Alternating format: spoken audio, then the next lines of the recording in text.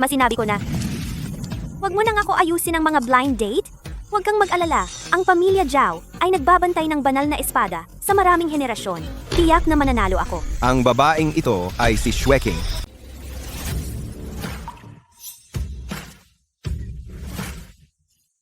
Ipakikilala ko ang aking sarili, Zhao Shweking, kasalukuyang pinuno ng pamilya Zhao, CEO ng Zhao Corporation. Ang personal kong asset ay mahigit 1 bilyon, ang aking kakayahang martial arts, nasa nangungunang 10 ng listahan ng mga martial artists. Zhao Shweking, naaalala mo ba ako? Ako. Nagkita na tayo dati. Siyempre nagkita na tayo, ma'am. Ikaw ang nanay ni Xiaoqi. Ang cute mo, munting kapatid, pero nagkamali ka ng tao. Ano ang pangalan mo? Mukhang pagkatapos ng reincarnation ni mom, nawalan siya ng memorya. Kaya mainam, tulungan sina mom at dad muling mag-develop ng relasyon. Ang pangalan ko ay Ye Xiaoqi. Ang tatay ko ay si Ye Chen. Ganoon ba? Sir, ano ang iyong katayuan? Saan ka nagtatrabaho? Walang trabaho ang tatay ko.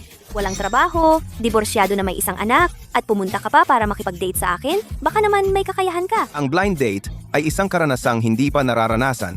Ang muling pag-develop ng relasyon ay isang magandang simula.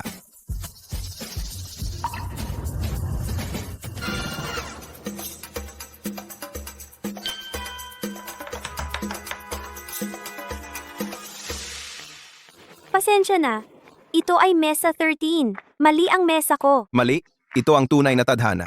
Tungkol sa taong iyon, ipadala siya sa disyerto para magbakasyon. Ito ay, hindi ba ako nananaginip? Nasaan siya? Nako, ang tatay ay masyadong pabaya. Hindi man lang nagpalit ng numero. Ma'am, hindi ka nagkamali ng mesa.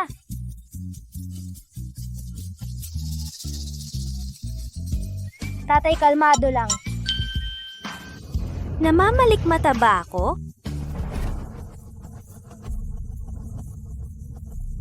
Ay, hindi ba ito ang aking fiancé, si Zhao Zuking? Ang swerte ng pagkakataon. Zuking, pumunta ka rito para kumain? Bakit hindi mo ako tinawagan? Mag-usap tayo ng masinsinan. Para mag-bonding tayo. Sa pagitan natin, walang dapat pag-usapan. Kinakausap mo ang iyong fiancé. Bakit ka naman nag-iingat? Joe Xiao, siya ba ang fiancé mo? Nakita mo kaming nagde-date, hindi mo naman ako sasaktan, di ba? Sige, subukan niya. Pagkatapos ng kasal, kayong dalawa ay maglilingkod sa akin. Kung sino ang magaling maglingkod, siya ang gagantihan ko. Joe Xiao, ang kulit mo. Zhou Xinghe, binabalaan kita. Ang pamanhikan ng pamilya Zhou, tinanggihan ko na. Ako, hindi ako ang iyong fiancé. Zhao Zuking, kung wala ang tulong ng pamilya Zhou, sa seremonya ng espada bukas, talo ka sigurado. Kapag nawala ang banal na espada mo, ang pamilya Zhao ay dapat sumuko sa pamilya Zhou. Ikaw naman, ay magiging alipin ko. Banal na espada. Iyon ba ang espada? Mei Mei. Sumama ka sa akin, maglingkod kay Joe Xiao. Ang galing, di ba? Ano ka ba? Umalis ka. Joe Xiao, tingnan mo siya. Sinigawan ako sa harap mo. Zhao Zuking, huwag kang magmatigas. Ang pamilya Zhao ay ham-ina na, kung hindi dahil sa akin, na nahulog sa iyo, ang pamilya Zhou ko. Matagal nang kayang sakupin ng pamilya Zhao, at pilitin kang pakasalan. Anong klaseng tao ka at nang aagaw ka ng babae ko? Babae mo?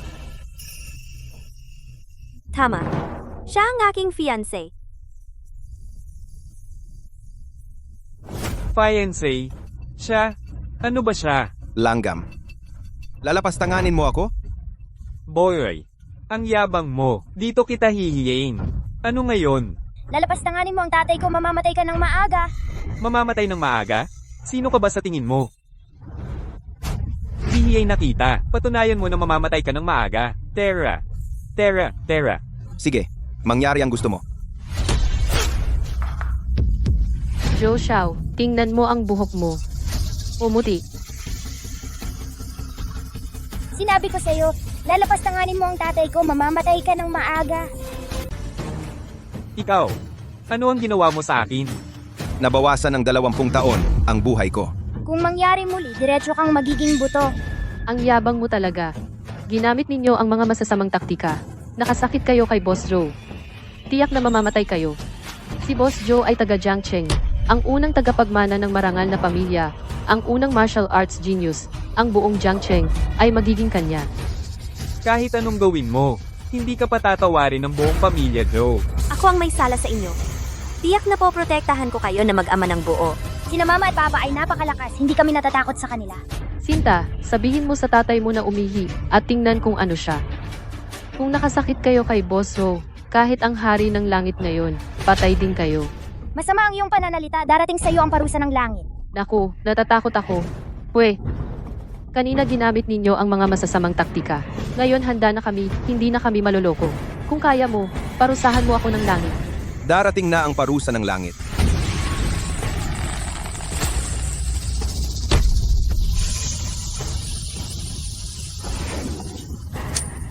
Bakit ako naging ganito? Fair. Bakit ka naging ganito? Saklolo, Zhou Xiao. Anong mahika ang ginamit nyo? Huwag kang magsalita ng kalokohan, ito ay mahika. Tigilan mo ang pagsasalita ng kalokohan. Sa araw na ito, hindi ko kayo pakikialaman. Bukas, sa seremonya ng espada, kapag kinilala ko ng banal na espada, ang angkan ninyong Zhao ay mawawasak. At ikaw, bata, bukas, kung may lakas ka, pumunta ka. Papatayin kita ng walang. Sinasabi mo pa ang masama sa magulang ko! Ikaw? Malaki ang problema ninyo. Ang pamilya Zhou ang nangungunang pamilya ng martial arts sa Jiangcheng. Napakalakas ng kanilang kapangyarihan. Ang pinuno ng Zhou ay ang unang grandmaster ng Jiangcheng. Hindi ka nila papatawarin. Basic lang yan, wala kang dapat ipag-alala. Ang simpleng pamilya Joe ay parang malaking langgam lamang. Oo nga, ano ba yung sinabi mo kanina? Seremonya ng espada. Huwag mo na yang alalahanin. Ang seremonya ng espada ay bagay ng pamilya Zhao. Sumama ka sa akin sa Zhao. Hindi maglalakas loob si Zhou Xinghe na galawin kayo sa teritoryo ng Zhao.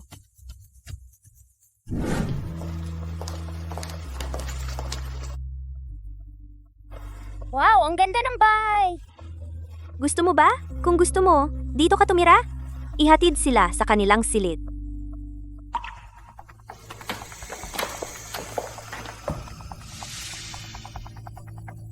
Ate, hindi ba nakikipag-date ka kay Zhou Xinghe?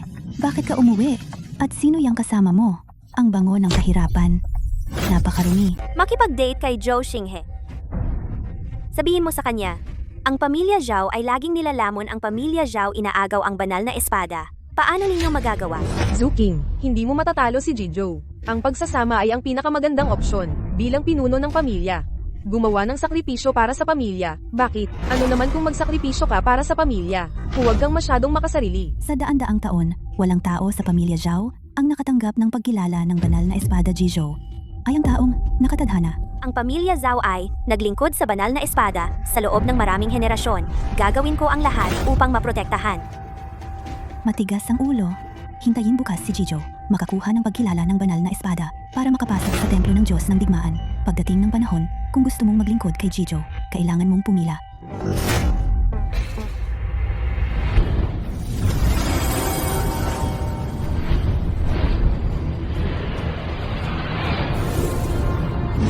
Dumating na si Jizhou.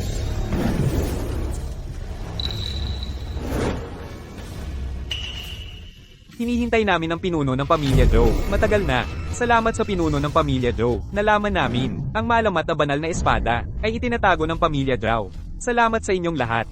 Ang banal na espada ay isang sinaunang sandata. Ang sabi-sabi ay ito ay ang espada ng Diyos ng Digmaan. Ang pamilya Zhao, walang nakatanggap ng pagkilala ng banal na espada. Dapat itong ilabas. Hayaan nating lahat na subukan. Tama. Ang makakuha ng pagkilala ng banal na espada ay nangangahulugang makuha ang pagkilala ng Diyos ng Digmaan. May karapatan na pumasok doon, templo ng Diyos ng Digmaan.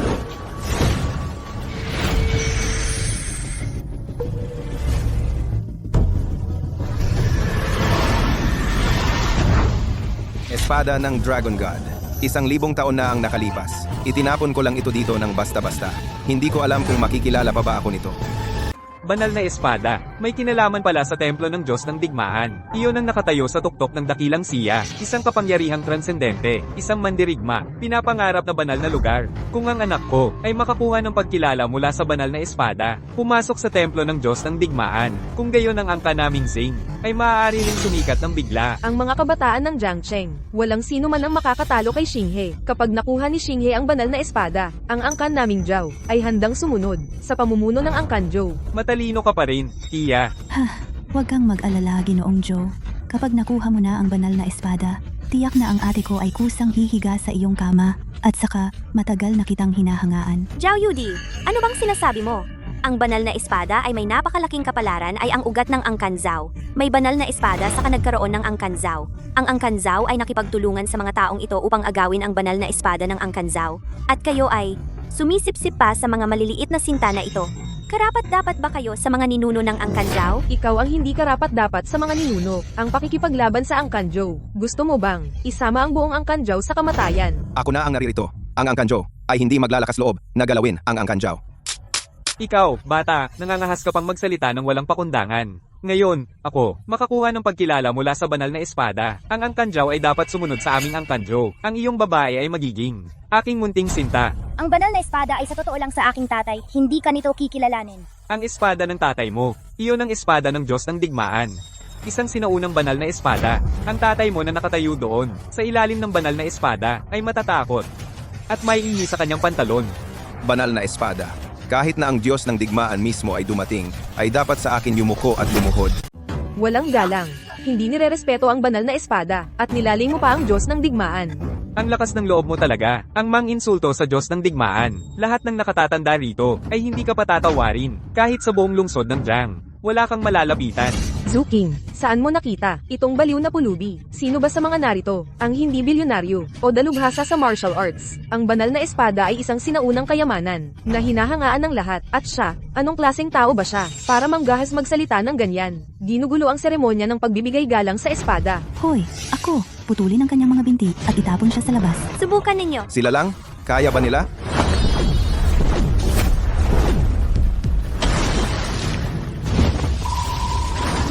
Ano ba ang nangyayari sa inyo? Ito ay galit ng banal na espada. Malapit na ang seremonya. Ayaw ng banal na espada ng gulo. Buti na lang at pinalad ka ngayon. Punong-puno ng mga makapangyarihan dito.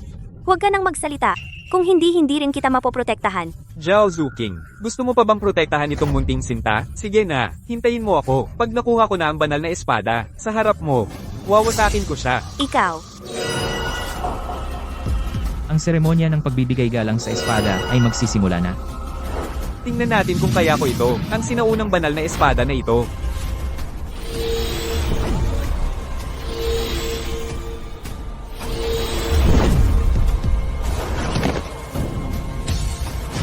Hao Shan. Itong entablado ng pagbibigay galang. Ni hindi ko man lang maapakan ng unang baitang. Hindi ko kaya. Ako naman ang susubok.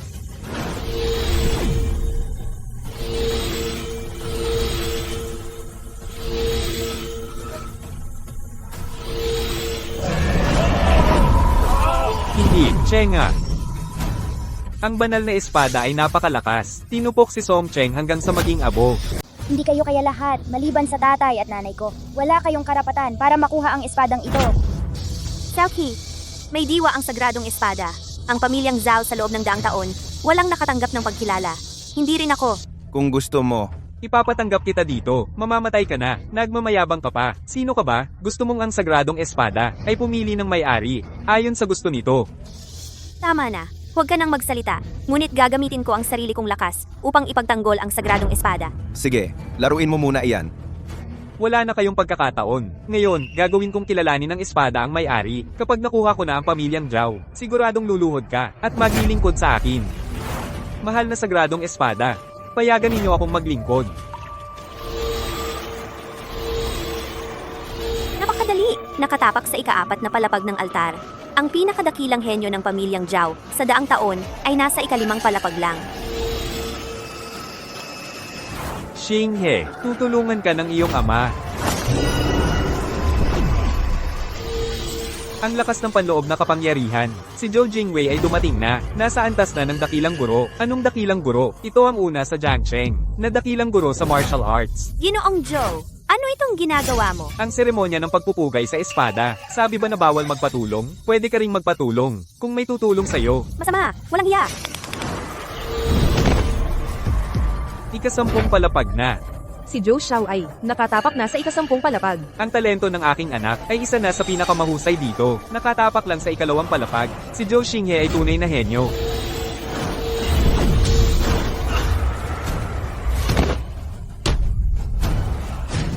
Tiyak na aksidente ito. Si Joe Xiao kanina ay nakatapak na sa ika-10 palapag. Isang hakbang na lang para makuha ang pagkilala ng Sagradong Espada. Susunod na hakbang ay mabunat ang Sagradong Espada at sumali sa Wuxian Temple. Zuking, ba't hindi ka pa lumalapit? Lumuhad at humingi ng tawad kay Joe Xiao. Tinutulungan siya ng isang Grandmaster. Paano ako mananalo? Huwag kang mag-alala.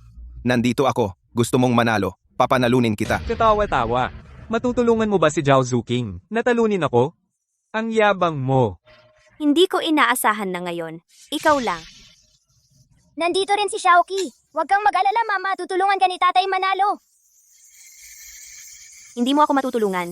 Ngayon, isama mo si Xiaoqi at tumakas. Tumakas ng napakalayo. Bilis. Umalis na. Gusto mong umalis? Paano naman? Bantayan ninyo ng mahigpit ang lugar na ito. Huwag hayaan na may lumabas kahit isang langaw. Zhao Zuking, ikaw naman. Ayos lang yan.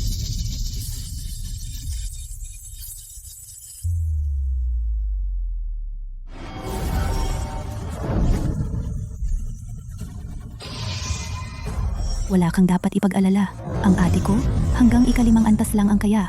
Hindi siya mananalo. Hindi ka iyahiyaang matalo kay Joe Xiao. Maging babae ni Joe Xiao. Iyan ay biyaya para sa iyo. Zuking, huwag ka nang matigas ang ulo.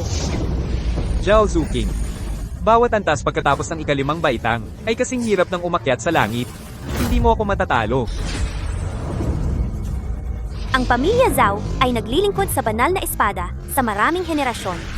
Kahit ako ay mabigo at bumagsak, hinding-hindi ako yuyuko sa iyo. Mama, huwag mong pilitin ang sarili. Shweking, tutulungan kita. Bunutin lang ang espada. Walang anumang pagsisikap. Huwag kang lumapit. Sa loob ng pressure ng banal na espada, kahit ang mga martial artist ay hindi makagalaw. Ang ordinaryong tao kung papasok ay agad na mamamatay. Umalis ka na, mas malayo, mas mabuti. Nasaktan na kita ng isang beses. Hindi na kita pwedeng saktan muli. Yi Chen, umalis ka na. Shweching, hindi ka ba naniniwala sa akin? Ito ay usapin ng pamilya Zhao. Wala kang kinalaman dito. Umalis ka. Ikaw, isang mababang uri na walang kwenta. Paulit-ulit na hindi natututo. At nangangahas mong lapastanganin ang banal na espada. Maraming martial genius dito. Hindi mabunot ang banal na espada. Sino ka ba para magsalita ng ganito? Isang mababang uri na walang kwenta. Hindi lang makabunot ng espada. Kahit hawakan lang ang altar. Magiging walang kwenta ka. Mga mangmang na langgam. Ako, bunutin ng espada. Hindi na kailangan pang umakyat ng entablado. Zhao Zuqing. Kung lalayo ka pa, kamatayan ang haharapin mo. Maging babae ko.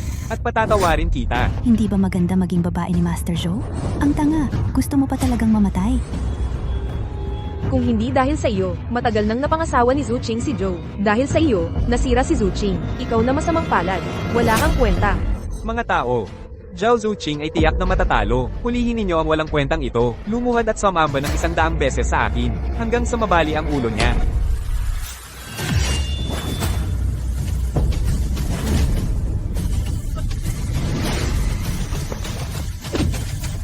Zhao Zuqing. Talo ka. Ang banal na espada ay akin na. Ngunit, bibigyan pa kita ng isang pagkakataon. Sa harap ng lahat, pasayahin mo ako. Kaya ko pang patawarin ka. At ang pamilya Zhao.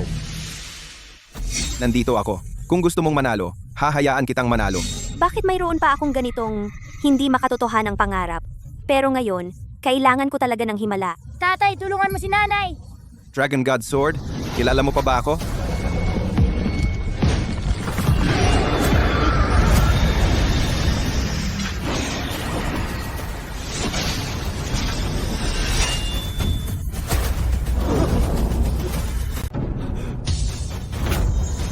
Lumabas na ang banal na espada. Paano nangyari iyan? Nabunot niya talaga ang banal na espada. Ito ang aking espada. Bunot. Siyempre, walang kahirap-hirap. Mama, nanalo tayo. Posible kaya, ang banal na espadang ito ay talaga sa kanya. Imposibleng sa kanya ang espada. Ang banal na espada ay isang sinaunang sandata. Ito ang espada ng Diyos ng digmaan. At sa isang maliit na cute na tulad niya, anong kinalaman? Ang banal na espada ay kumilos at lumabas. Tiyak na pinili nito ang aking anak na si Xinghe. Tama ang sinabi. Si Zhou Xinghe ay isang henyo. Tanging siya lang dito, ang makapagpabunot ng banal na espada. Ito ay sa loob ng daan-daang taon, na hindi pa nakikita. Si Young Master Joe ay talagang anak ng tadhana. Ang banal na espada ay lumabas sa tawag ko. At nangangahas ka pang magsalita ng kalokohan. Ang banal na espada ay para sa akin.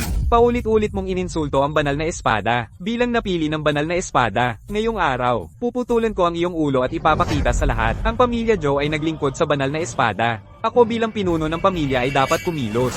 Paulit-ulit mong sinira ang aking mga plano. Mamatay ka.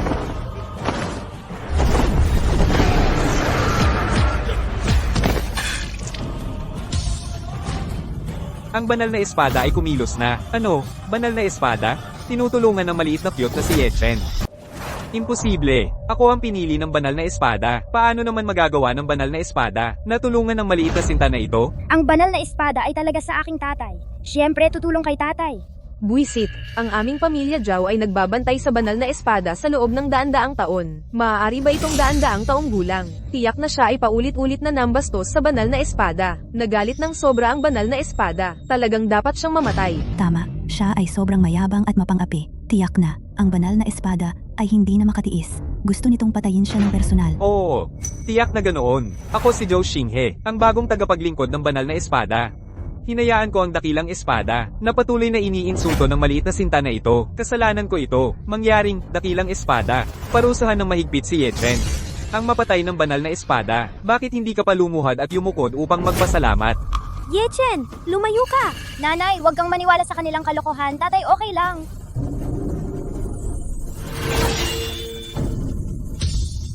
Ang banal na espada ay napunta sa kanya. Ang eksenang ito ay parang nakita ko na sa ibang lugar. Mukhang kilala mo ako. Ikaw itong maliit na cute, huwag mong dungisan ng banal na espada. Tanging ako, ang karapat-dapat maglingkod sa banal na espada. Ang banal na espada ay inaalagaan ng pamilya Joe. Ikaw na pangkaraniwang tao ay nangangahas hawakan ito, isuko ang banal na espada. Ang banal na espada ay pumili kay Yechen bilang Panginoon. Ano ang gusto ninyong gawin? Siya ay isang maliit na cute, paanong tatanggapin siya ng banal na espada? Ikaw na babae. Hanggang ngayon ay ipinagtatanggol mo pa siya, kung ganoon, huwag kang magalit sa akin. Sige, siya rin ang iyong Panginoon.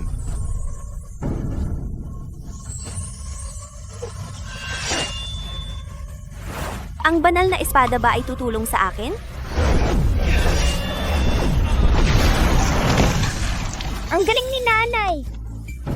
Paanong hahayaan ng banal na espada na gamitin ito ng babaeng ito? Huwag kang magalit, Zhou Xiao. Ito ay tiyak na dahil naalala ng banal na espada ang paglilingkod ng aming pamilya Zhao sa loob ng daan-daang taon. Kaya ito ay gumawa ng isang pagbubukod at kumilos. Ang nagprotekta kay Xueqing ay siya.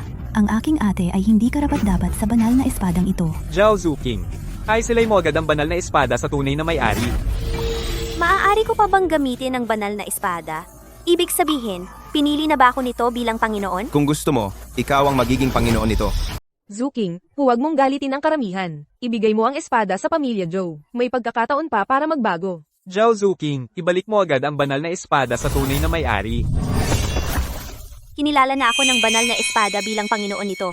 Tapos na ang seremonya ng pagbibigay galang sa espada. Kayong lahat sa Jiangcheng ay mga kilalang tao. Gusto ba ninyong sirain ang kasunduan? Siyempre, kung may taong handang mawalan ng mukha at gusto agawin ito, kaya ko kayang harapin. Makikipaglaban din si Xiaoqi. Tumutupad ako sa aking pangako. Ang banal na espada ay pansamantalang nasa iyo.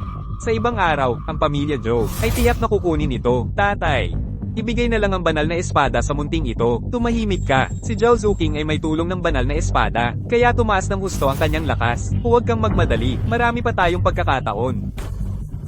Umalis na tayo.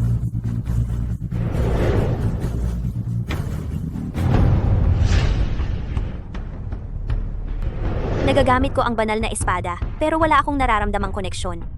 Hindi ito tapat sa akin. Mukhang iba ang tunay na may-ari nito.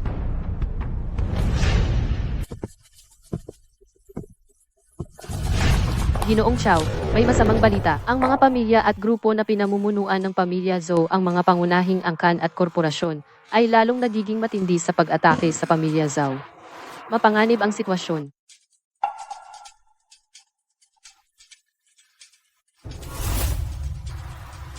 Bibigyan kita ng 5 milyon. Isama mo si Xiaoqi at umalis na kayo. Si Zhou Jingwei ay naging isang grandmaster. Walang makatalo sa kanya sa Jiangcheng. Ang pamilya Zhao ngayon ay halos hindi na kayang protektahan ang sarili. Nagkataon lang tayong nagtagpo. Hindi ko na kayo dapat ipahamak. Ang maliit na pamilya Zhou ay walang banta, kaya ko itong lipulin ng basta-basta. Ayaw na ni Xiaoqi na iwan si Mommy.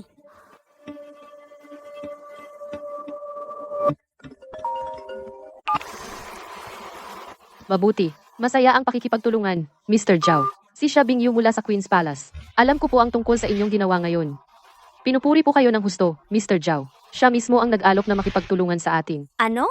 Xia Bingyue? Kilala si Xia Bingyue sa buong mundo. Ang Queen's Palace sa likod niya ay isang makapangyarihang organisasyon sa buong Xia. Ibig sabihin, makikipagtulungan tayo sa Queen's Palace. Sa ganitong paraan, hindi lang mabubuhay muli ang Zhao Group, kundi hindi na rin matatakot sa pamilya Zhou. Kyuye, bukas sa Yuntian Hotel, iimbitahin ang mga kilalang tao at mamamahayag ng Southern Province para sa seremonya ng pagpirma. Gusto rin ni Xiaoqi na makakita ng mga bituin. Isasama kita bukas. Yehey!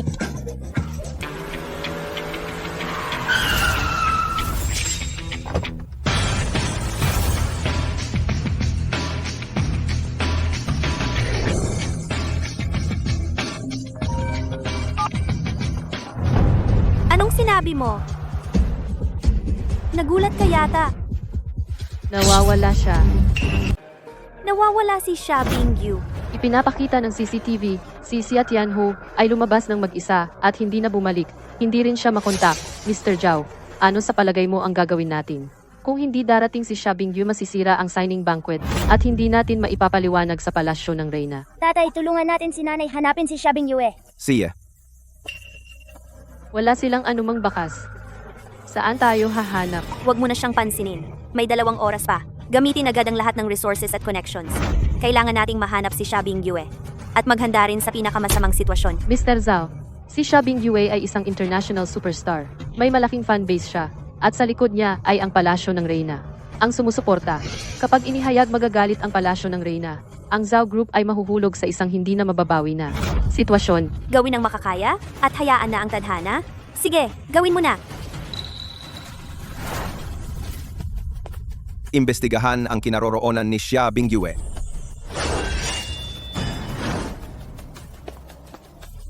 Panginoong Diyos ng digmaan kamakailan, ang mga Hapones ay walang takot at hayagang hinahamon ang templo ng Diyos ng digmaan.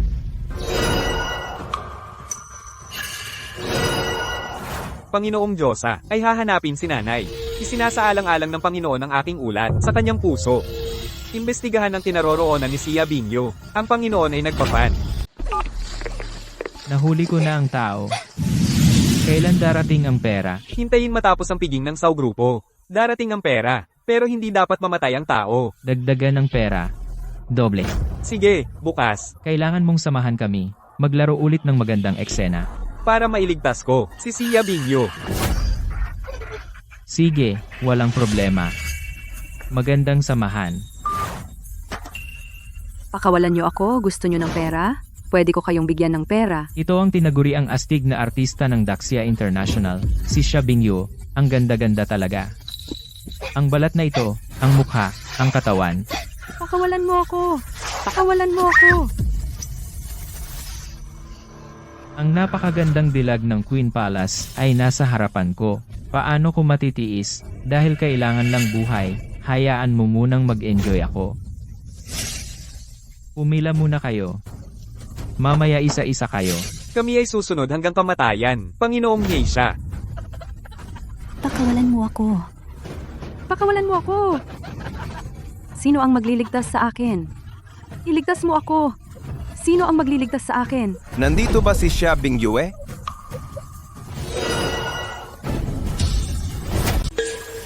Ikaw, si Xia Bingyue. Kayo ay? Nandito kami para iligtas ka. Magligtas. Kayo lang dalawa. Tama, itong tao. Dadalhin ko siya. Umalis ka agad.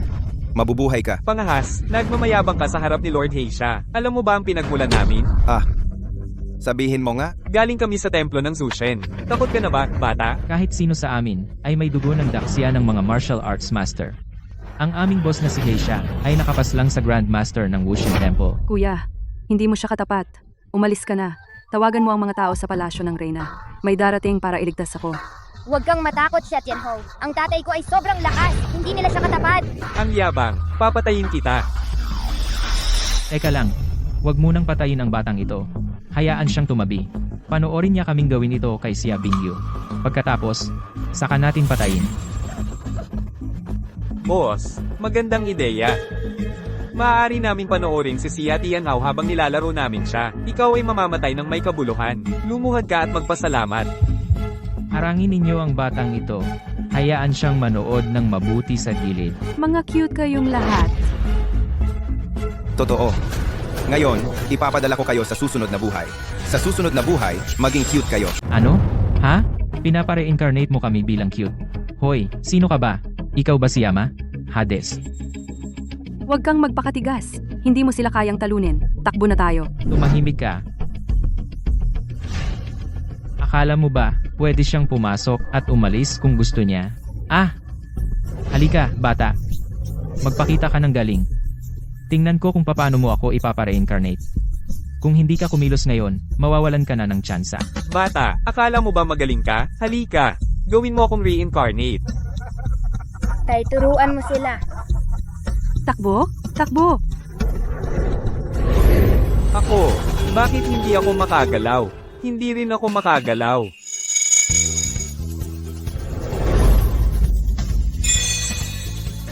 Bakit naging bata ako? Ano bang ginawa mo sa amin? Bakayaro! Wisit! Bakayaro! Ibalik mo kami sa dati! Kung hindi, ang Jushin Temple ay lilipulin ng buong angkan mo! Ito. Ito ba ay isang ilusyon? Nasaan sila? Ako. Naligtas ako. Salamat sa pagligtas mo sa akin, ikaw ay. Shetianho, pag-usapan natin mamaya. Bumalik muna tayo sa signing banquet. 3 minuto na lang ang natitira sa signing banquet. Wala ng oras. 3 minuto. Sapat na.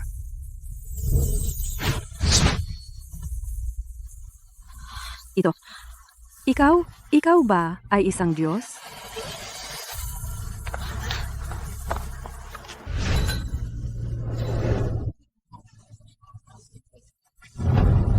Mr. Zhao, natagpuan na ang bakas ni Xia Bingyu.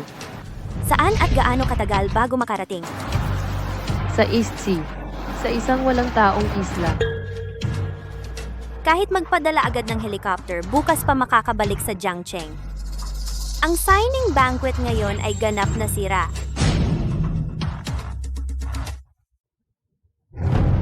Hindi na darating si Xia Tianhao. Ikaw ang gumawa nito. Hindi nakuha ang Divine Sword at dinukot pa si Xia Tianho upang sirain ang Zhao Corporation. Ang pamilya Zhou namin ay nakatanggap lang ng malungkot na balita. Nawawala sina Xia Bingyu at Xia Tianhao. Lahat ng ito ay pagkukulang ng Zhao Corporation. Mr. Zhao, pakiusap bigyan kami ng paliwanag. Ganito kalaking pagkakamali. Mr. Zhao, humingi ka ng tawad sa lahat ng tagahanga ni Summer Queen at sa Queen's Palace. Mr. Zhao, sobra ka na talagang nakakabigo. Galit ka sa Queen's Palace. Hintayin mo ang katapusan mo. Kinansela namin ang kooperasyon sa inyong kumpanya. Napawalang bisa ang bilyong order. Zhao Group, mababangkarote na kayo.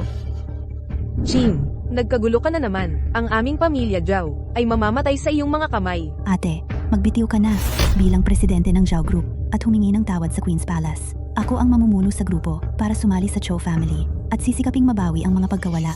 Dapat magbitiw si Zhao Zuking. Zhao Zuking.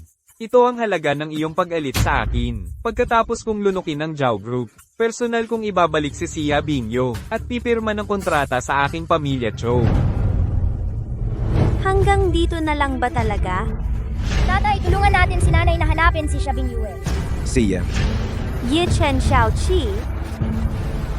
Umaasa rin ako na may himalang mangyari muli. Ngunit sa pagkakataong ito, hindi na posible. Nanay!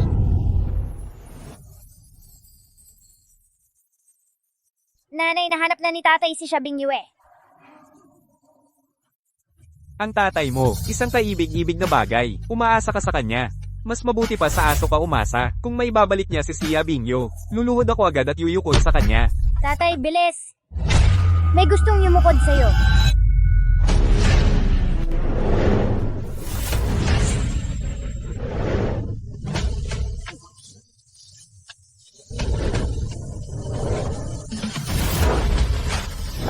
Si Summer Queen.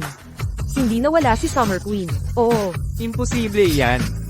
Dinala niya si Sia Bingyu pabalik. Iyon ay sa desyertong isla ng Donghai. May mga mamamatay tao ng Zushen Temple. Nagawa nga ni Amo Zhao. Paano mo nagawa? Tumulong din si Xiaoqi, kasama ni tatay sa pagsagip kay Xiaobingyue. Pasensya na sa inyong paghihintay. Summer Queen. Akala namin nawala ka. Buti na lang okay ka. Paano naman?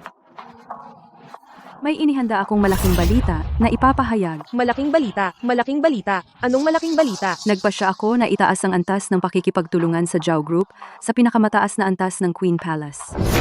Pahahabain ang termino ng pakikipagtulungan. At ako personal na hindi maniningil ng bayad sa pakikipagtulungan. Ano, ikaw? Summer Queen. Totoo ba ang sinasabi ninyo? Ayon sa inyong pamantayan ang pinakamataas na antas ng pakikipagtulungan ng Queen Palace. Ang taunang bayad sa pakikipagtulungan ay umaabot sa 5 bilyon. 5 bilyon. Summer Queen.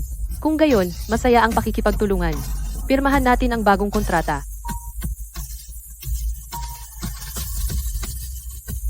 Tawag mula sa Queen.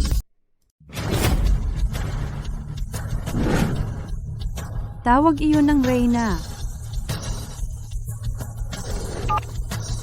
Reyna, tiyak na alam na ninyo ang balita ng pagkawala ko. Ligtas na ako ngayon. Ano ang pangalan ng taong nagligtas sa iyo?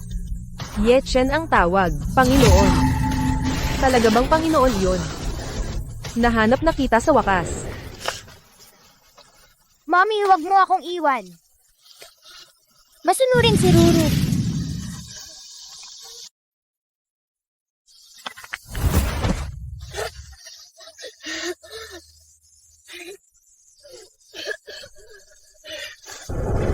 Ikaw ay kasing edad ng anak ko. Wala ka ring nanay? Ayaw ako ng nanay at tatay ko. Sabi ni Mommy ang cute ko raw. Sa bahay, ang kapatid kong lalaki lang ang gusto nila. Halika. Sa halip na umasa sa iba, mas magandang umasa sa sarili. Sumama ka sa akin. Sia Bingyu. Hindi ko inaasahan. Ikaw ay pinalad na makita ang Panginoon. Ngayon, itinatalaga kita bilang kasalukuyang banal na birhen ng palasyo ng Reyna. Manatili sa tabi ng Panginoon, bilang alila at utusan. Tuparin ang lahat ng kanyang pangangailangan. Kung wala ang Panginoon, hindi ako magiging kung ano ako ngayon. Lahat ng nasa palasyo ng Reyna ay pag-aari ng Panginoon. Panginoon. Sino ba talaga siya? Mula pa noong sinaunang panahon hanggang ngayon, buhay at walang hanggan. Alam kong mahirap para sa iyo na maunawaan ngayon. Ngunit, tandaan mo ang aking sinabi. Manatili sa tabi ng Panginoon. Sa iyong buhay, ito ang pinakamataas na karangalan.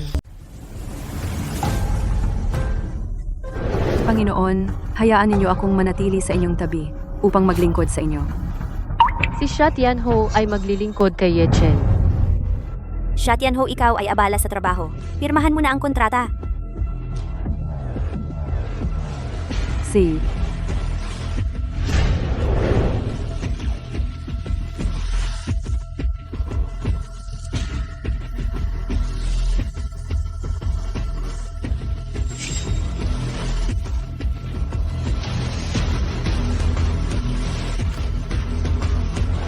Masyado kayong nasisiyahan agad. Mga kaibigan, itong si Sia Bingyu ay peke. Ano? Sabi mo si Sia Tianhao, siya ay peke. Ayon sa balitang natanggap ng angka namin Joe, si Sia Bingyu ay nakatali sa isang isla ng Donghai. Kahit na maligtas siya, kailangan maghintay hanggang bukas, bago makarating sa Jiangcheng. Paano siya makakapunta rito ngayon? Mr. Zhao, pinaglaruan mo kami. Ate, paano mo naman ito nagawa? Niloloko mo ang publiko. Nawala na ang dangal ng pamilya Zhao dahil sa iyo. Tiyak na siya ang totoo. At si Xiaobingyue sa television ay magkapareho ng hitsura. Mga kaibigan, Napakaunlad na ng industriya ng plastic surgery ngayon.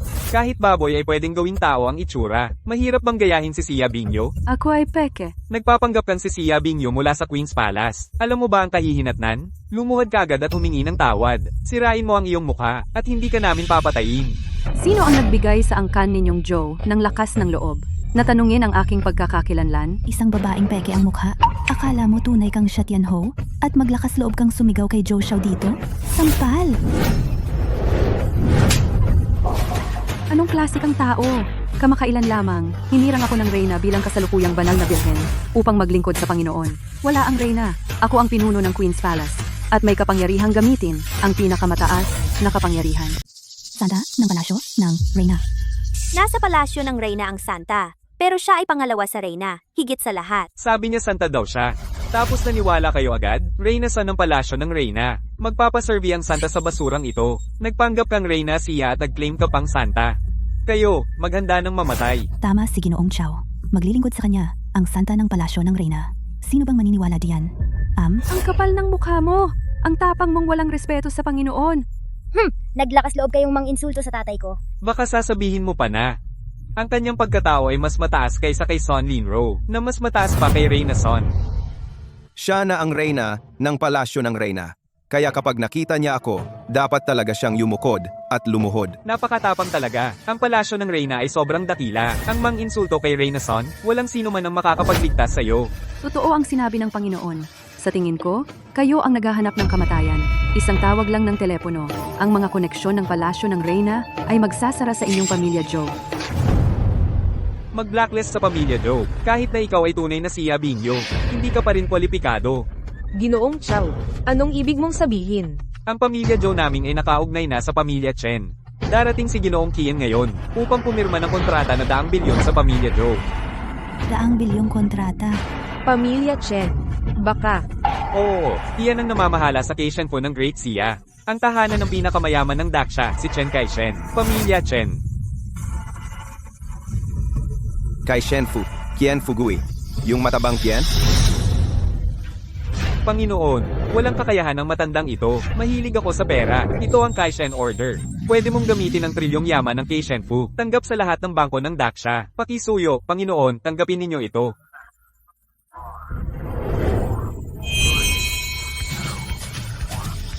Si Qian Pangzi ngayon ay ang pinakamayaman sa Dacia. Ang kay Shenfe ay ang pinakamalaking korporasyon sa Dacia. Ang pamilya Zhou ay nakaugnay sa kay Shenfe. Zhao Zuking, binibigyan kita ng huling pagkakataon na maging babae ko. Kung hindi, lipulin ang pamilya Zhao. Zuking, sumagot ka na.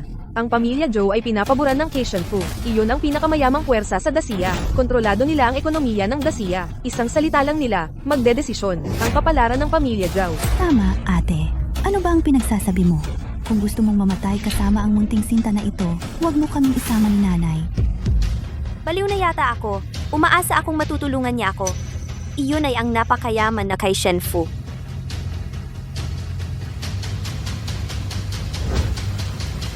Isang munting kay Shenf lang.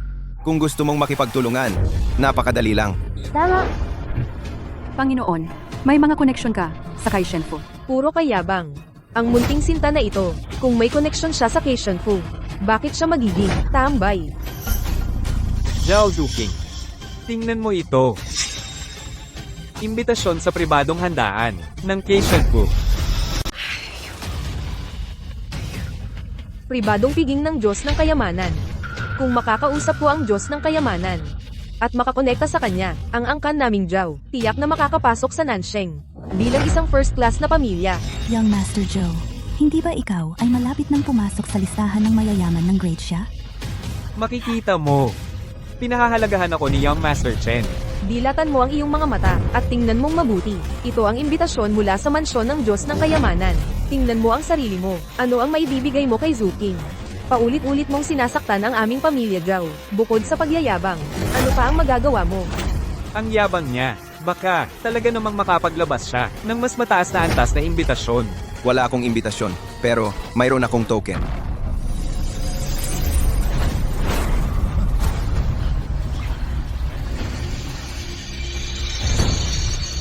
Ang token na ito ay pamilyar. Ito ang namamahala sa mansyon ng Diyos ng Kayamanan, at maaaring magutos ng pondo ng Great Sia Bank, ang token ng Diyos ng Kayamanan. Mayroon pala kayo ng token ng Diyos ng Kayamanan, kamahalan. Ang kanyang pagkatao ay higit pa sa inaakala ko. Sinasabing ang may-ari ng token na ito ay makapamahala sa mansyon ng Diyos ng Kayamanan at makapag-utos ng trilyong kayamanan. Maging ang hari ng Great Xia ay kailangang gumalang. Ito ay pinapangarap ng marami. Paano mo ito nakuha? Ibinigay ito ng Diyos ng Kayamanan sa tatay ko. Xueching, ibibigay ko sa iyo ang token na ito. Token ng Diyos ng Kayamanan. Isang napakahalagang kayamanan. Ye Chen, paano mo nakuha ang ganyang kayamanan? Isa siyang pulubing gala.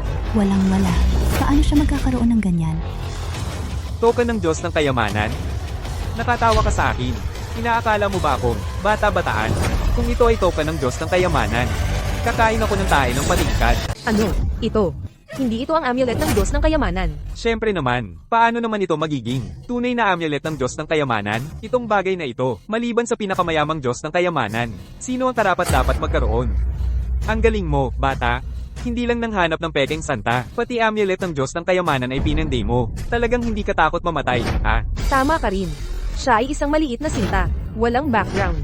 Paano siya magkakaroon ng amulet ng Diyos ng Kayamanan? Ikaw ay marunong lang ng ganitong mga mababang uri ng paraan? Pati amulet ng Diyos ng Kayamanan ay pinanday mo?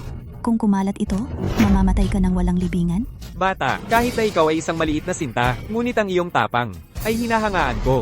Mga mangmang na langgam, mga nagpapanggap na clown, isang maliit na amulet ng Diyos ng Kayamanan lamang. Kahit na ito ay tunay, ako mismo ay hindi ito pinapansin. Ye Chen itong token. Ma, huwag kang mag-alala. Bigyan mo si Qian Pangzi ng 1,000 lakas ng loob. Hindi siya maglalakas loob na manloko kay tatay. Ang kapal mo. Naglakas loob kang insultuhan si Chen Kai-shen. Tunay na. Akin na yan. Naglakas loob kang nakawin ng amulet ng Diyos ng Kayamanan? Kung ang amulet ay may kahit anumang pinsala, ang pamilya Zhou ay malilipol. Malilipol, itong sirang bagay na ito, Ang amulet ni Qian Pangzi ay nasa akin na sa loob ng 12 taon. Ito ay naging isang banal na amulet.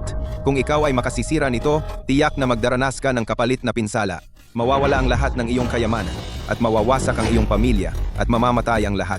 kaya sabi ko nga, mas magaling ka pa rin magyabang. Bakit hindi mo na lang sabihin na ikaw ay isang matandang Diyos sa langit? At saka, divine punishment, ininsulto mo ang langit. Ang dapat tamaan ng kidlat ay ikaw.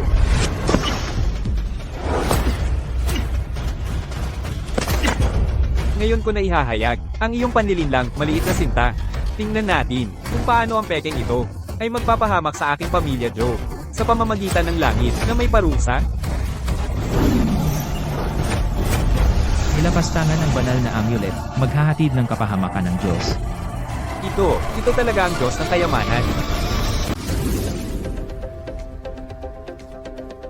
Ginoong Chen, ang taong hinahanap mo, sa pamilya Zhou sa Jiangcheng, Nan Province.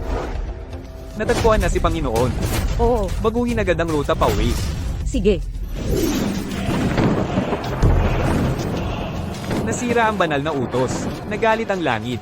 Sinong naghahanap ng kamatayan? Na naglakas loob na walang galang sa Panginoon. Bilisan, sa pinakamabilis na paraan, pumunta sa Jiangcheng. Opo.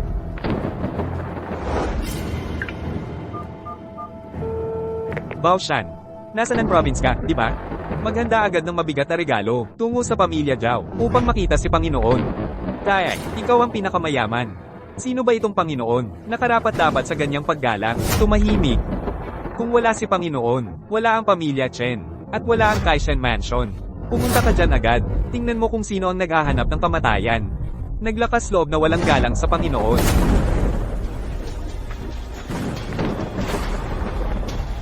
Nabasag ang banal na utos. Nagalit ang langit. Direksyon ng Jiangcheng. Ito ay, may isang taong walang galang sa Panginoon. Mag-utos. Isara ang daan sa harap. Mga sasakyang walang kinalaman. Umalis sa daan. Oo.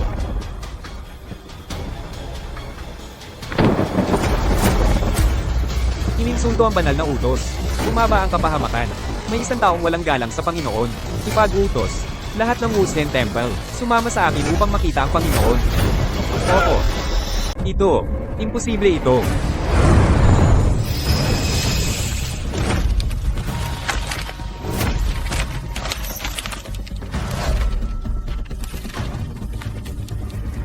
Ito?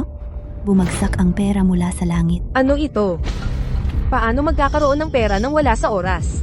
Ang mga ito, lahat ay totoo. Pera ng patay. Bakit lahat ng pera ko ay pera ng patay? Lahat ay pera ng patay. Bakit pera ng patay? Kay Joe Xiao, bakit lahat ay pera ng patay? Si Zhou Xinghe lang, ang malapit ay pera ng patay. Ito ba talaga ang parusa ng langit? Tapos ka na, darating ang parusa ng langit. Huwag kayong magpanik. Ito lahat ay kanyang trick. Ang ganitong uri ng magic, matagal nang nagsawa ako. Tama. Ito ay isang mababang uri ng magic lang. Nagpapanggap na may kapangyarihan. Kung may utos ng Diyos, paano ito madudurog sa isang hawakan? Tiyak na peke ito. Ang iyong panluloko ay nahuli na ni Joe Xiao. Talaga. Ang utos ng Diyos ay nasira. Ang pamilya Joe ay nagkaroon ng karma. Ang balik ng langit, kasi simula pa lang. Ye Chen, niyurakan ko na ang banal na utos. Ano pa ang pinagpapanggap mo? Tumahimik ka! Nagmamalaki ka pa rin? Nasira na ang banal na utos. Ang Diyos ng kayamanan ay tiyak na darating kaagad. Patay na kayo! Sa oras na iyon, huwag kayong magmamakaawa. Karapat dapat ka bang banggitin ang Diyos ng kayamanan? Ang mga tao mula sa tahanan ng Diyos ng kayamanan ay darating ngayon para pumirma kay Ginoong Joe. Hintayin mo ang kamatayan mo. Ye Chen, hindi mo ba sinabi na ang angkan kong Joe ay mawawalan ng lahat ng kayamanan? At babalikan ng langit? Ngunit ang angkan kong Joe ay nakipag-ugnayan sa angkan ng Chen. Ang puno ng pera na ito ay umuunlad. Nagkalat ka lang ng pera ng mga patay. Iyon ba ang parusa ng langit? Iyon lang? Ang kanina ay babala lamang mula sa langit. Sa loob ng 3 paghinga ang parusa ng langit ay darating. Sige, tingnan ko kung ano pa ang magagawa mong lansihin.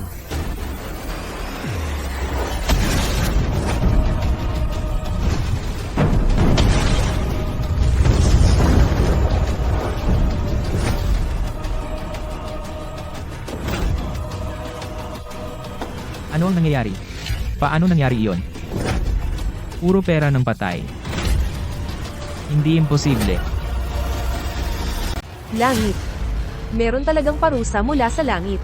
Paano magkakaroon ng parusa mula sa langit? Nagkataon lang yan. Matigas ang ulo mo. Ang pamilya Joe ninyo, hintayin ninyong mahulog sa bangin. Mapapahamak kayong lahat.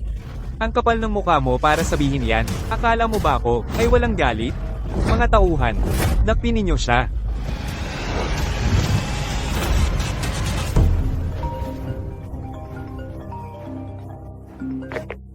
Ginoong Joe, may malaking problema. Ang pabrika na iyong pinuhunan. Nataman ng kidlat. Ano? Nasunog at sumabog ang pabrika. Ang mga kalakal sa loob ay nasunog lahat. Hindi tayo makakapaghatid bukas. Kailangan nating magbayad ng 10 bilyon. Paano nangyari ito? Ginoong Joe, anong nangyari?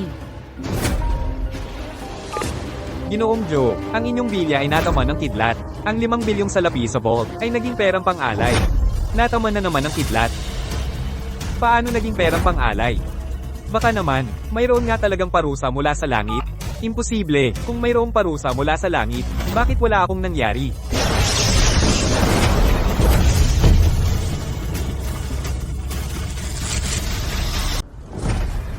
Joe Xiao, Ano ang nangyayari? ano ito? Yay! Tinamaan ng kidlat ang masamang tao. May parusa ng langit talaga. Ye Chen, Sino ka ba talaga? Sino ka ba? Ano ang ginawa mo kay Joe Xiao? Ang pinuno ng pamilya Joe ay isang Grandmaster. At ang pamilya Joe ay pinapabura ng palasyo ng kayamanan. Hindi ba kayo takot mamatay? At may lakas pa kayong magsalita ng walang galang? Panginoon. Ikaw na ang bahala. Opo. Ngayon, lahat ng hindi gumagalang kay Panginoon, lumuhod at humingi ng tawad. Kung hindi, kumakatawan ako sa palasyo ng Reyna. Ano ka ba? Para kumatawan sa palasyo ng Reyna?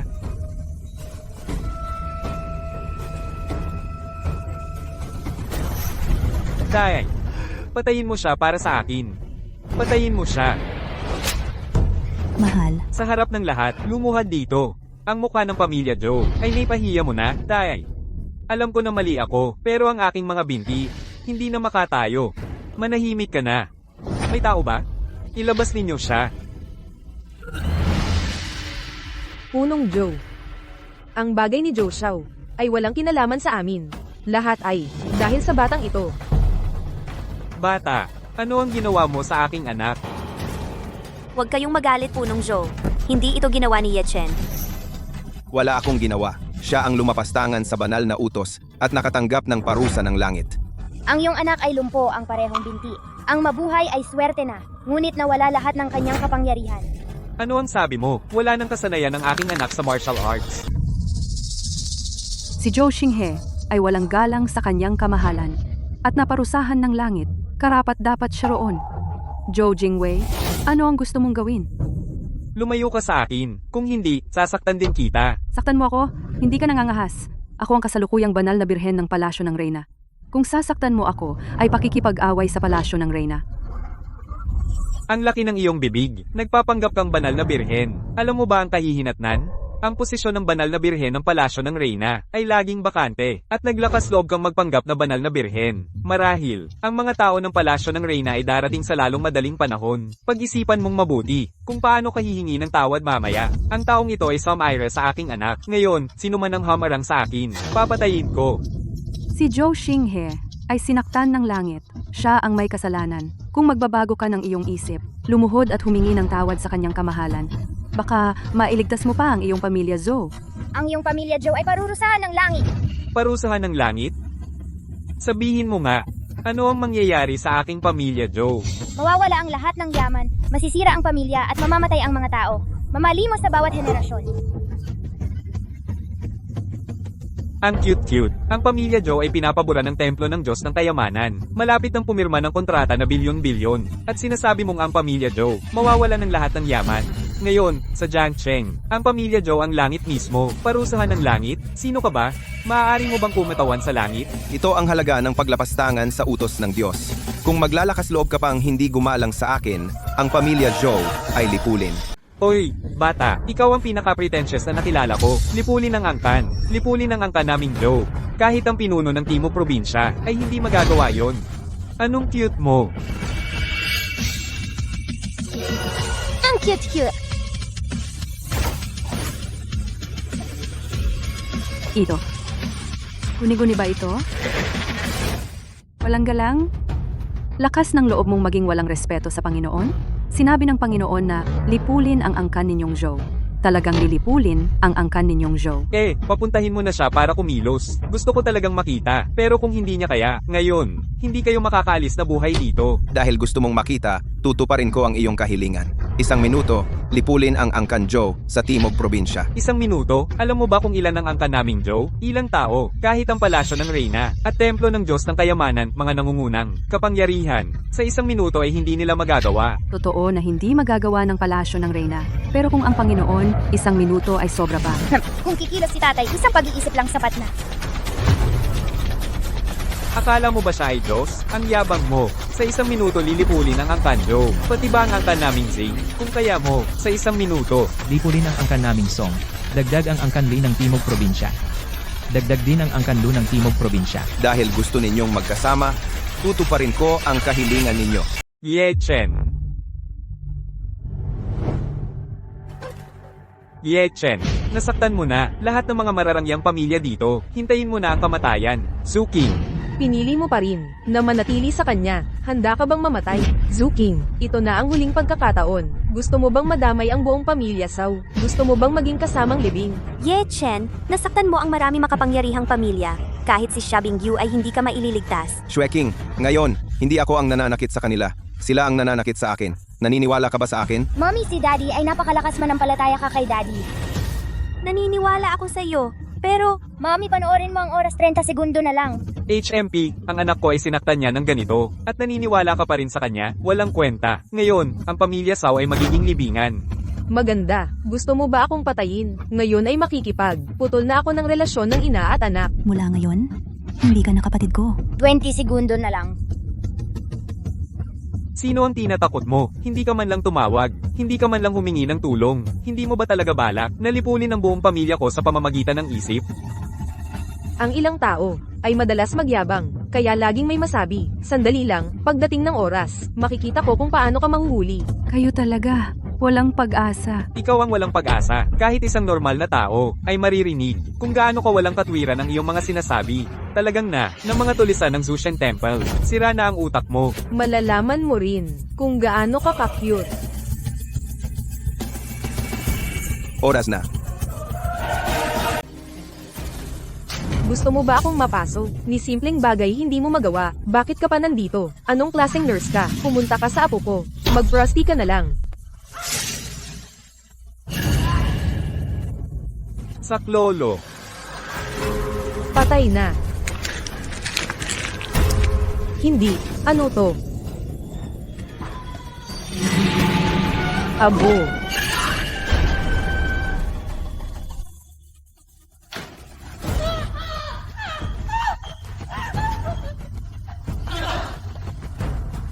Ikaw. Tumigil ka sa kakaiyak. Ang makalaro mo ako. Karangalan mo yan, maintindihan mo ba?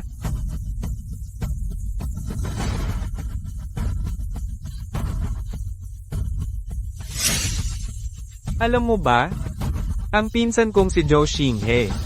Pero sa hinaharap, siya ang magiging CEO ng Joe Group.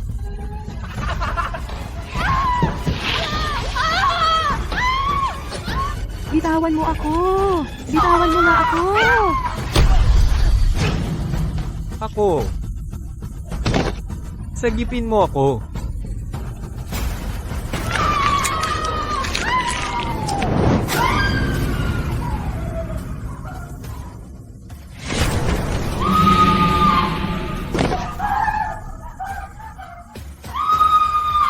Ano pangalan mo?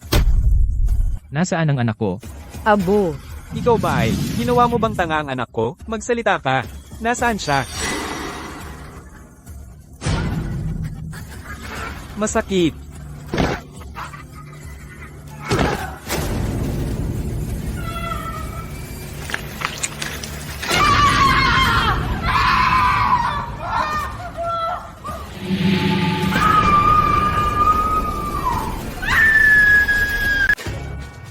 Dumating na ang oras. Pero, walang nangyari. Gusto mo ring lipulin ang angkan kong Joe? Matapang ka talaga, ha?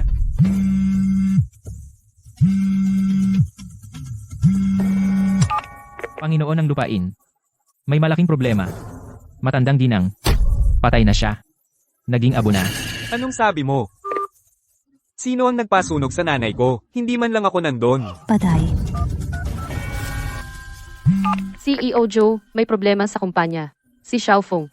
Patay na siya. Naging abo na. Patay. Di paano siya namatay? Sino ang nagpasunog? At si Director Zhou. Patay na rin siya. Naging abo na. Tatay, may nangyaring masama?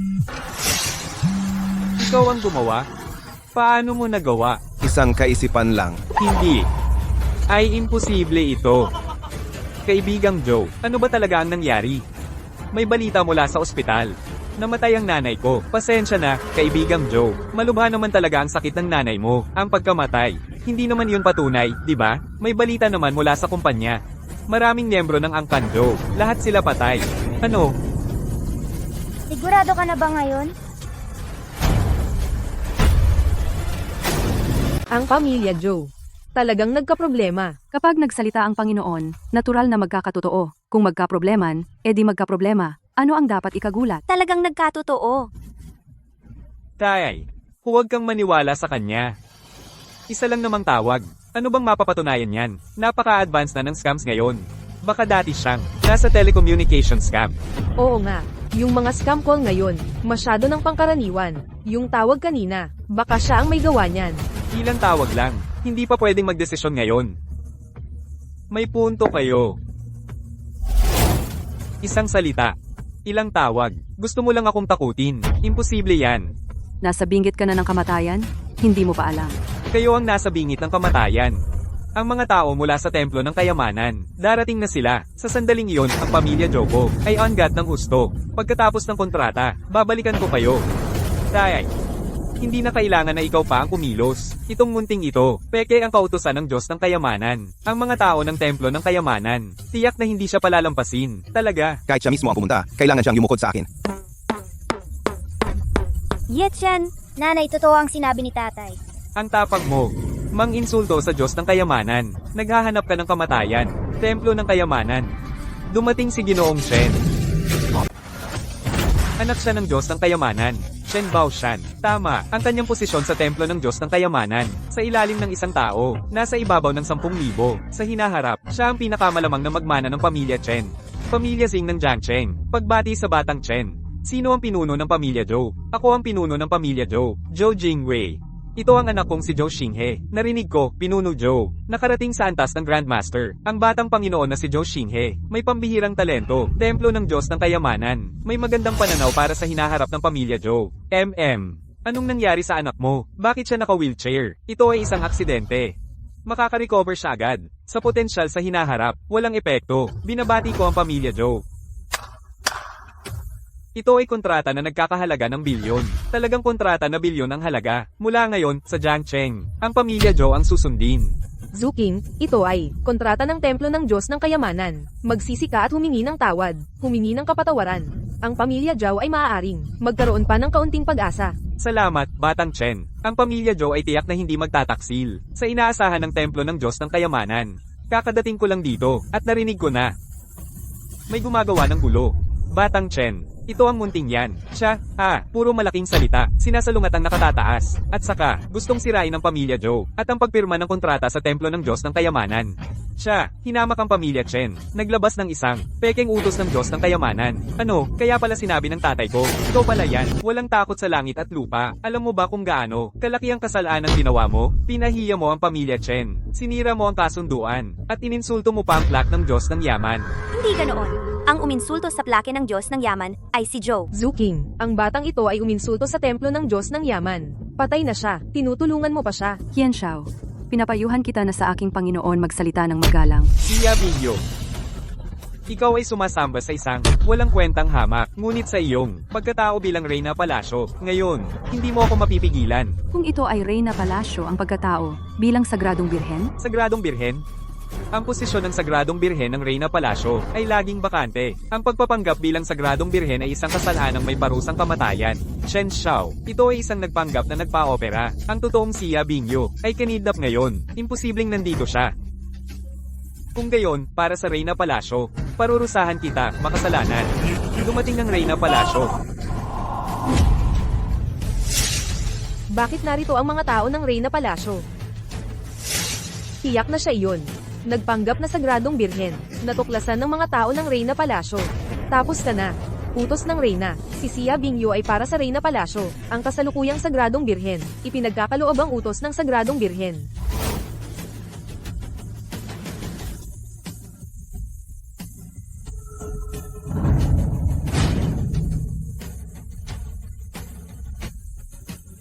Ang sinabi ni Ye Chen ay totoo lahat. Kalokohan. Paano naman magiging maglingkod sa munting sinta?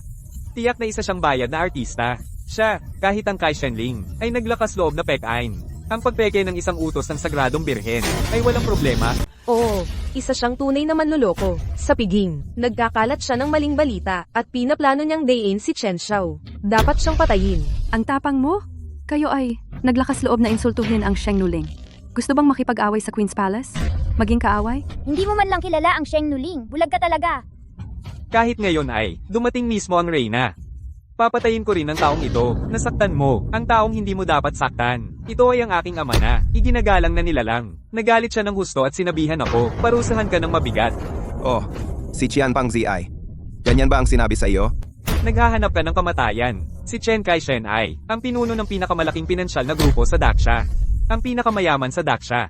Naglakas loob kang magsalita ng walang galang. Wala kang takot sa kamatayan. Ngayon, ang angkan kong Chen at ikaw, hindi magkasundo. Ye Chen, huwag ka nang magsalita. Xueqing, huwag kang mag-alala. Ang nangyari ngayon, si Qian Pangzi ay dapat magbigay sa akin ng paliwanag. Kung hindi, ang Kai Shenfu ay aalisin sa talaan. Walang galang. Alisin ang angka ng Chen. Kahit ang kasalukuyang pinuno ng bansa ay hindi maglalakas loob na sabihin yan. Chen Xiao, walang pigil ang dila ng batang ito. Hindi mapapatawad ang kasalanan. Tatawag ako ng tao ngayon din. Puputulan ang kanyang ulo upang mapawi ang galit ng pinuno ng angka ng Chen. Ipaubaya na. Sa angkan mong Zhou ang paghawak. Pinapayuhan kita. Hintayin mo na lang dumating si Chiang Kai-shen bago ka kumilos. Kung hindi, natatakot akong magsisisi ka. Tiyak na magsisisi ka. Magsisi? Kung dumating ang tatay ko, hindi lang papatayin ka sa lugar, kundi lipulin ang buong pamilya mo. Sa oras na iyon, magsisisi ka na hindi ka namatay ng mas maaga ngayon. Tigil.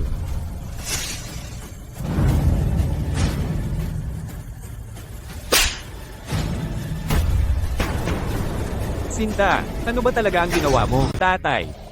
Pinalo mo ako, tumahimik ka.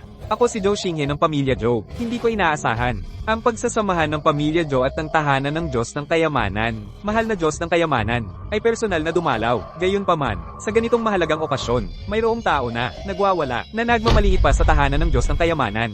Sino ang walang takot? Ito ang munting Sinta, labis ang kayabangan. Hindi lang nila ininsulto si Chen Xiao at ikaw, at saka, gumawa pa ng peking kautusan ng Diyos ng Kayamanan. Subalit, mahal na Diyos ng Kayamanan, huwag kang mag-alala, mamaya, uutusan ko ang mga tao na hulihin siya, upang lumuhad at humingi ng tawad sa iyo.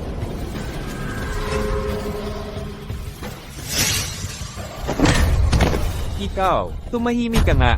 Mahal na Diyos ng Kayamanan, pakiusap, huwag kang magalit. Alam ko, na hindi sapat ang pagpapaluhod at paghingi ng tawad sa kanya. Mamaya ay uutusan ko ang mga tao, na putulin ang kanyang ulo, at ialay sa iyo. Tumahimik ka. Ikaw, walang hiya. Alam mo ba, sino siya? Hindi ba siya isang, napakayabang na munting Sinta? Ikaw ang munting Sinta, ang buong pamilya mo ay munting Sinta. Matandang alipin, ay yumuyuko sa iyo, mahal na Panginoon. Ang iyong lingkod, sumasamba ako sa iyo, Panginoon. Kahit na si Qian Pangzi mismo ay dumating. Dapat siyang lumuhod sa harap ko. Panginoon ng Kayamanan, totoong lumuhod siya sa harap ni Ye Chen. Nanay, hindi ka ba niloko ni tatay? Panginoon ng Kayamanan, talagang lumuhad siya sa kanya. Shen Kai-shen, talagang lumuhad siya sa kanya. Tiyak na may mali, wala akong kinalaman dito, Panginoon. Hinihiling ko sa iyo, Panginoon, na tingnan ito ng mabuti. Bigyan mo ako ng pagkakataon, na bayaran ng aking pagkakamali. Tumayo ka na. Ang bagay na ito, ipinapaubaya ko na sa iyo. Opo. Alam kong mayabang ka at walang isip, maganang loob at pabago-bago. Hindi ko inakala na ikaw ay Shen Baoshan. Mula ngayon, tayo ay maghihiwalay bilang ama at anak, mawawala sa iyo ang karapatan sa mana. Paalisin ka sa pamilya Chen. Tatay. Huwag. Huwag. Sino mang hindi gumalang sa Panginoon, ay kalaban ng pamilya Chen, at kalaban ng tahanan ng Kayamanan. Ngayon, sino mang hindi gumalang sa Panginoon, ako, si Chen Kai-shen, ay siguradong magbabayad siya. Ang pamilya Zing ng Jiangjiang City, walang mata na makilala ang dakilang tao, nasaktan ang Panginoon. Hinihiling ko sa iyo, Panginoon, na patawarin mo ako. Ang pamilya Song ng Jiangcheng, walang mata na makilala ang dakilang tao, nasaktan ang Panginoon. Patawarin mo ako. Ang pamilya Zhou, walang kapatawaran ng kasalanan. Shen Kai-shen, inaamin ko na ang inyong tahanan ng Diyos ng Kayamanan, ay mayaman na tulad ng isang bansa. Ang mga mayayaman at makapangyarihan ngayon, sa isang salita mo, maaaring magpasya ng buhay at kamatayan. Ngunit ang aming pamilyang Joe ay umaasa, hindi kailanman sa tahanan ng Diyos ng Kayamanan. Ang iyong umaasa, kahit sino man, ngayon ay dapat mamatay. Panginoong Wu Zhen, Reyna ng Palasyo at Sun Wang, bakit sila lahat nandito?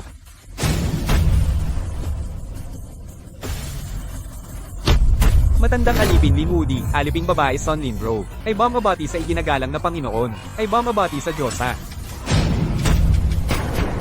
Ano ang nangyayari?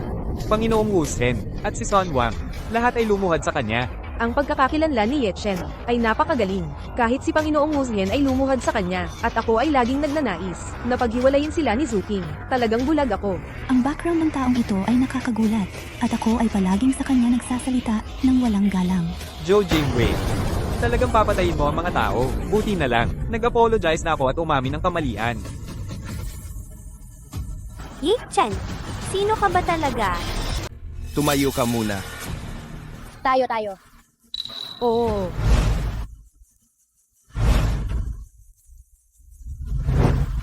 Kayo nga, walang galang sa Panginoon. Ininsulto ang Panginoon. Mga tao rito, kunin ang ama at anak na Joe, at dalhin sa bilangguan ng kamatayan, parusahan ng kamatayan. Hindi ninyo ako maaaring saktan. Ang Angkan Joe ay pinapabura ng maharlikang pamilya ng Hapon, at ni Yamamoto Shinichi. Panginoon, inaamin ko na kahanga-hanga ka, ngunit nang ahas ka bang walang galang sa maharlikang pamilya ng Hapon? Sino ang maglalakas loob na walang galang sa Angkan Yamamoto? Baka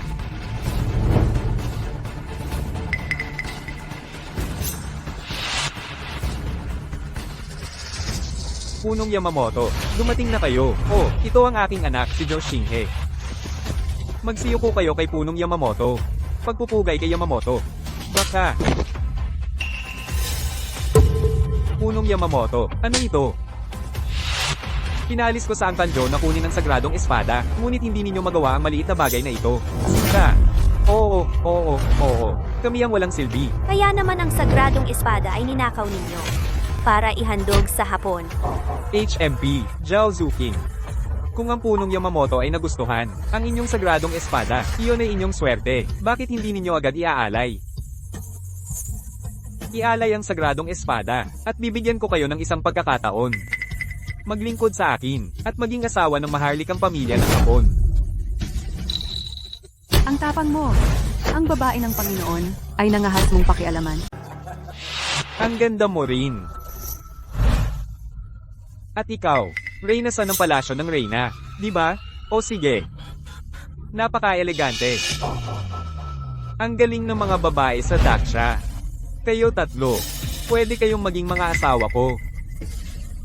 Yamamoto Shinichi, kahit na ikaw ay maharlika ng Yamato, ngunit ito ay Daksha.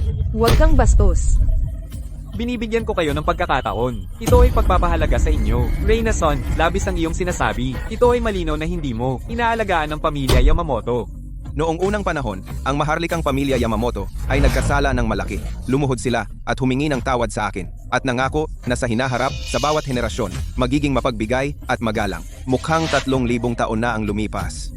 Ang kanyang mga inapo ay lubos ng nakalimutan. Ikaw ang Zonshang, palasyo ng Reyna ng Daksha, kay Shenfu, ang tao sa likod ng Wash Endian. Noong unang panahon, ang maharlikang pamilya Yamamoto ay hindi pinatay, dahil sa awa ng Zonshang. Kung hindi, wala kayo ngayon. Mabilis, lumuhad kayo at humingi ng tawad sa Zonshang. Hayaan ang maharlikang pamilya ng Yamato na humingi ng tawad sa kanya. Hayaan ang maharlikang pamilya ng Yamato na humingi ng tawad sa kanya. Zonshang, kung ikaw ay hihingi ng tawad sa akin, sumunod sa maharlikang pamilya Yamamoto. At, palasyo ng Reyna, kay Shenfu, Wash Endian, lahat ay susuko sa maharlikang pamilya Yamamoto. Kung hindi, walang sino man ang aalis dito. Bastos, ang palasyo ng Reyna ay hinding-hindi sasama sa Yamato. Lahat ng kayamanan ng kay Shenfu ay para sa Zonshang. Diyosa, matandang alipin. Noong muling pagkakataon, nagulat ako sa'yo, na sa mga nagdaang taon, sa Daksha ay may mga lihim na kaguluhan. Ang Wash Endian ay nilapastangan din ng mga dayuhang kaaway. Ang salarin ay ang maharlikang pamilya Yamamoto, at ang sumusuportang Zushan dyan sa likod nito. Tatay, ang mga Yamato na ito ay masasama. Kaya ngayon, lahat ay malulutas. Mga matatandang matigas ang ulo. Ang angkan ng Yamamoto, sa kasaysayan ng Japan, ay sikat at kilala, ngayon sa buong mundo, ay ang pinakamakapangyarihang pamilya. Kahit ang hari ng dakilang siya, ay ginagalang ng may paggalang, sumusunod sa kanya. Ang tatlong puwersa ay babagsak lang, sumama sa angkan ng Japan, ang tamang landas ng kaluwalhatian. Binibigyan kayo ng pagkakataon, sumali sa angkan ng Yamamoto, ay isang karangalan para sa inyo. Huwag kayong magmatigas ang ulo. 2 taong mamamatay na. At nangangahas kayong tumahol sa harap ko. Ang pamilya Jo ay sumali na sa angkan ng Yamamoto. Hindi na ako natatakot sa iyo. Halika, halika. Ngayon, kaya ba ninyo akong galawin? Kung hindi ka sumuko sa angkan ng Yamamoto, ikaw lang ang mamamatay. Walang makakagalaw sa mga tao ko. Talaga?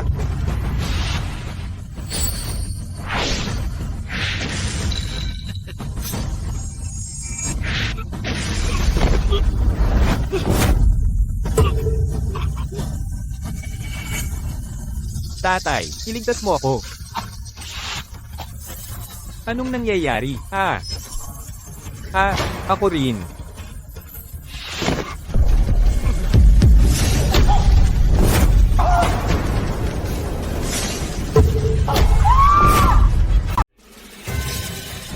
Nasaan na sila? 2 buhay na tao, bigla na lang nawala. Sila'y naging abo. Dahil sa kayabangan ninyo, ngayon naging abo na kayo. Bakay Aro, anong sinasabi mo? Ang tao ay pumapasok sa crematorium sa temperaturang 1,000 degrees Celsius. Pinainit ng sobrang init, saka lang magiging abo. Yamamoto Shinichi, wala kang alam tungkol kay Zunshan. Si Zunshan ay kaya ang lahat. Ang mang-insulto kay Zunshan ay ang pinakamalaking pagkakamali na nagawa mo sa buong buhay mo. Nagpapanggap na may kapangyarihan. Malinaw na magic trick yan. Gusto mo akong takutin, ang pinuno ng angkan? Sa tingin mo ito ay magic? Kung gayon, ikaw naman ang susunod. Gusto mo akong atakihin? Karapat-dapat ka ba?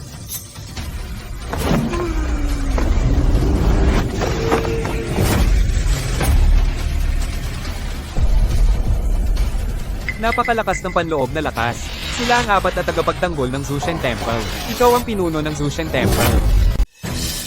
Ang pinuno ng angkan ng Yamato na Maharlika. Siya pala ang pinuno ng Zushen Temple.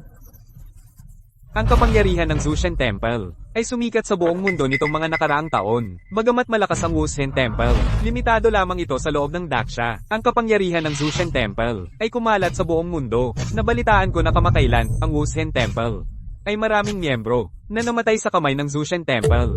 Ang Zushen Temple ay nagbabanta. Ang pinuno ng Zushen Temple ay personal na dumating. Sa pagkakataong ito, malamang ay plano nilang lipulin ang Wushen Temple. Ito ba ang iyong kumpiyansa? Nasa bingit ka na ng kamatayan, nagkukunwari ka pa. Sige, gawin na. Xiaoqi, mag-ingat ka.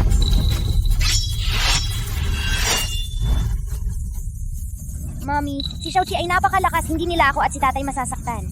Si Yetchen ay napaligiran ng 4 na tagapagtanggol ng Zushen Temple. Siguradong mamamatay na. Si Zuking ay madadami din sa kanya, at mamamatay na rin. Ito. Lakas ng loob, Yamamoto Shinichi. Paano mo nagawang walang respeto sa Panginoon? Kahit na ikaw ay Maharlika ng Japan, papatayin kita.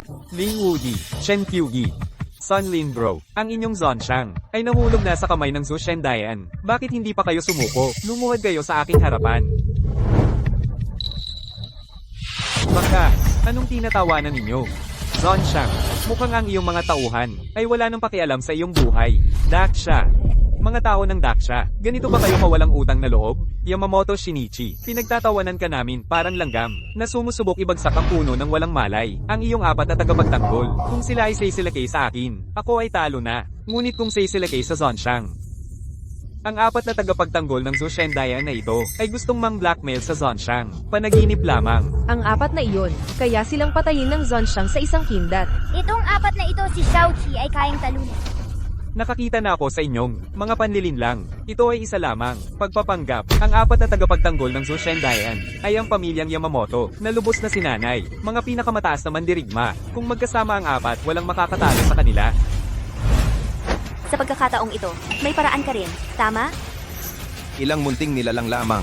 Kung naiinis ka, idurog ko sila agad. Naniniwala ako sa iyo. Si Xiaoqi ay naniniwala rin kay Daddy. Sa bingit ng kamatayan, nasa harap pa rin ang aking kamahalan. Nagpapakita ng pagmamahalan. Sa impyerno kayo magpakita, patayin sila. Matigas ang ulo mo. Naghahanap ka ng kamatayan. Talaga. Kahit na napakalakas mo, makakaharang sa 4 na tagapagtanggol. Pero, may backup din ako. Mamatay ka na. Wag! Nanay! Tumigil ang bala. Paano nangyari ito? Iniligtas mo ako ng maraming beses. Ngayon, ako naman ang magliligtas sa iyo. Ito. Paano naging posible ito? Bala, bakit nananatili ang bala? Sa hangin. Ang tanga mo talaga. Wala akong problema. Hinarang mo pa ang bala para sa akin. Hindi ko alam na hindi ka takot sa bala. Hindi ko na kontrolado ang katawan ko. Biglang kumilos ito. Buti na lang ayos ka.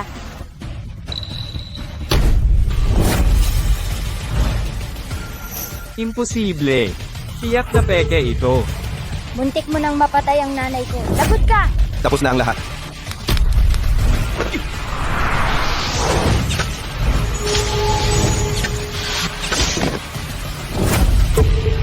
Imposible. Sino ka ba talaga?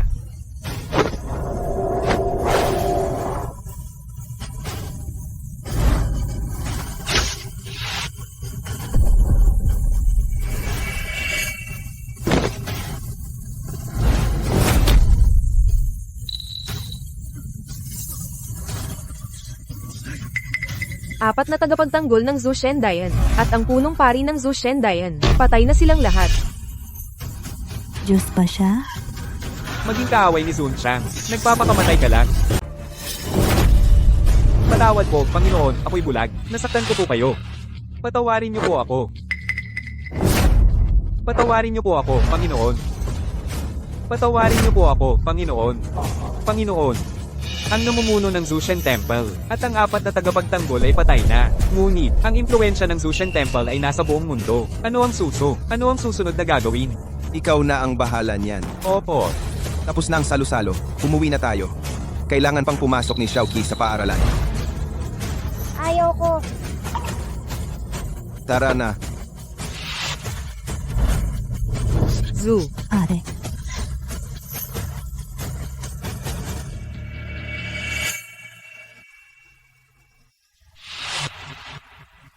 Ye Chen. Bakit mo ako tinutulungan? Ang dami mong naitulong. Huwag mong sabihin na, noong nagkita tayo sa blind date, nahulog ka agad sa akin. Sa totoo lang, ikaw ang aking asawa mula noong 3,000 taon na ang nakalipas. Asawa. Kahit na parang kilala na kita, hindi ako maniniwala sa mga ganyang salita.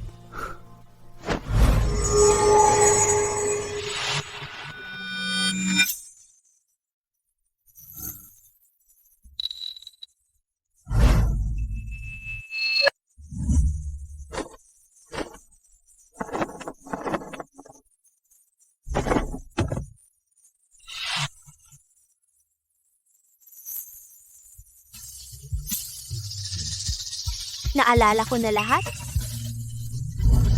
Kuya Chen, ako si Shweking ang may kasalanan. Pinaghintay kita ng 3,000 taon.